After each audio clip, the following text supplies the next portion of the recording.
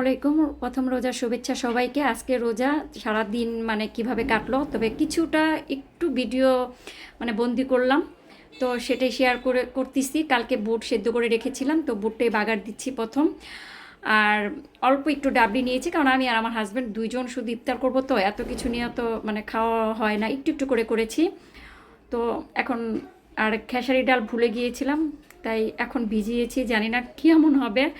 আজকে আমার সব কিছুই লেট হয়ে গিয়েছিল, আমি সুন্দরভাবে ডেকোরেশন করতে পারি নাই, আপনাদের সুন্দরভাবে দেখাতে পারি নাই আপুরা।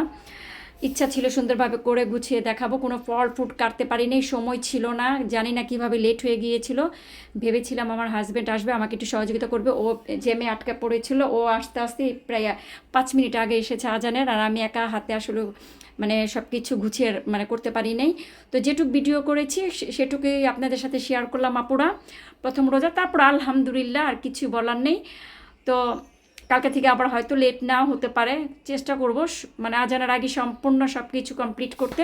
আজকে প্রথম রোজা, তাই সব কিছু লেট হয়ে গিয়েছে, তো যেটুকু পেরেছি ততটুকুই করেছি।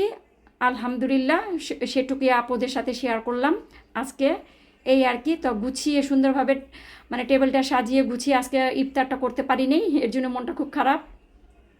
কি আর করার, দেরি হয়ে গিয়েছে, আমি বুঝতে পারিনি, টাইমটা আসলে মেনটেন করতে পারিনি, একা একা সব করেছি, তো বুঝতেই পারিনি কীভাবে আজানের টাইম হয়ে গিয়েছিল, আজান দিয়ে দিয়েছে, এই আর কি। তো আপুরা যেটুক মানে ভিডিওতে বন্দি করেছি সেটুকুই দেখালাম। ওকে আপুরা, রাখি। আসসালামু আলাইকুম, আল্লাহ হাফেজ।